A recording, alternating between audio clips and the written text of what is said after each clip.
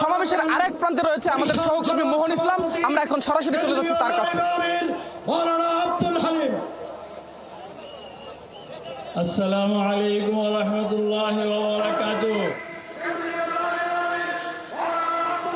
সাকিব, ধন্যবাদ আপনাকে। আপনি যেমনটা আসলে মহাসমাবেশের একদম যেখানে ভেন্যু সেই জায়গা থেকে জানাচ্ছিলেন, আমিও আছি মহাসমাবেশে। তবে আমি শাহবাগ মোড় থেকে এত সময় জানাচ্ছিলাম দর্শকদের কিভাবে আসলে যারা হেফাজতের নেতাকর্মীরা মিছিল করে কি পরিমাণ মানুষ আসলে যাচ্ছিল। কিন্তু আপনি জানেন যে ইতিমধ্যে 1 ঘন্টার অতিরিক্ত সময় কিন্তু অতিবাহিত হয়েছে এই মহাসমাবেশের। আমরা এখনও শাহবাগ মোড়ে আছি এবং এখানে কিন্তু আমরা দেখেছি যে আপনার ভেন্যুর বাইরে, অর্থাৎ মহাসমাবেশ যেখানে হচ্ছে সোহরাওয়ার্দী উদ্যান, সেই উদ্যানের বাইরে নেতাকর্মীরা এসেও কিন্তু তাদের যে নেতারা বক্তব্য দিচ্ছেন সেই বক্তব্যগুলো শুনছে। এখানে তারা সমবেত হয়েছেন। আপনি যেমনটা সাকিব বলছিলেন এবং দেখছিলেন যে মহাসমাবেশ আসলে কানায় কানায় পূর্ণ, সেখানে মানুষের আসলে তিল ধারণের ঠাঁই নেই। এ কারণে অনেক মানুষ বাইরে এসেও যে তাদের নেতারা বা তাদের যারা ইমাম রয়েছে তারা যেই বক্তব্য দিচ্ছেন, ভাষণ দিচ্ছেন, সেগুলো শুনছিলেন। এবং আমরা কিন্তু শুনতে পাচ্ছিলাম তারা কিন্তু বলছিলেন যে শেখ হাসিনাকে যেভাবে উৎখাত করা হয়েছে, যদি এই নারী কমিশনের যে সুপারিশমালা, সেই সুপারিশমালা যদি এই সরকার প্রণয়ন করতে চায়, বাস্তবায়ন করতে চায়, সেক্ষেত্রে ডক্টর মোহাম্মদ ইউনূসের অবস্থা অনেকটা সেরকম হবে বলেও কিন্তু হুঁশিয়ারি দিচ্ছিলেন নেতা, যারা হেফাজতের নেতারা রয়েছে। আমরা এখানে অনেক কর্মী রয়েছে, আমরা তাদের সাথে কথা বলবো, তাদের আসলে কি হুঁশিয়ারি বা তাদের কি বার্তা সেটা শুনবো। আপনার সাথে একটু কথা বলি। আপনি যদি একটু আসেন, আপনি শাপলার যোদ্ধা, আপনি শাপলায় ছিলেন, 1 যুগ পরে আবার এই সমাবেশে যোগ দিয়েছেন। আপনার এই সমাবেশ থেকে কি বার্তা দিতে চান বা কি বার্তা চান? বার্তা যদি দাবি যদি পূরণ না হয় সেক্ষেত্রে কি আশা করেন সামনে কেমন কর্মসূচি হতে পারে? আসসালামু আলাইকুম। আমরা আজকে সোহরাওয়ার্দী উদ্যানে হেফাজত ইসলাম বাংলাদেশের 4 দফা দাবি বাস্তবায়নের লক্ষ্যে আমাদের আমির হেফাজত আল্লামা শাহ মুহিবুল্লাহ বাবুনগরের নেতৃত্বে আমরা আজকে সকলে এখানে জড়ো হয়েছি।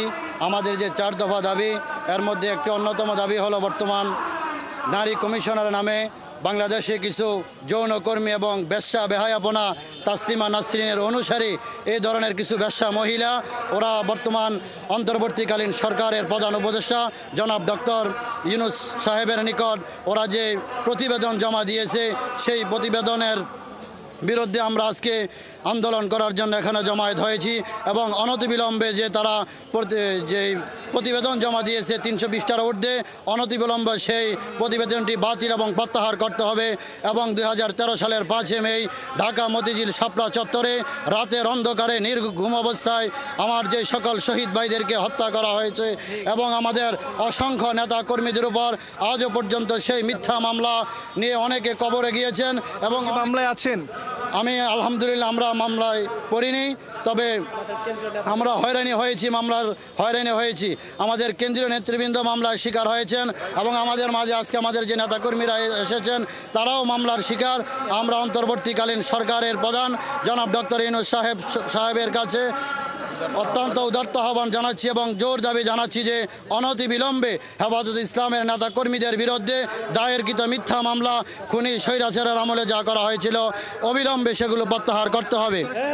আপনার সাথে কথা বলি, আপনি একটু বলবেন যে জাস্ট দাবি আদায় আপনারা কেমন কর্মসূচি চান?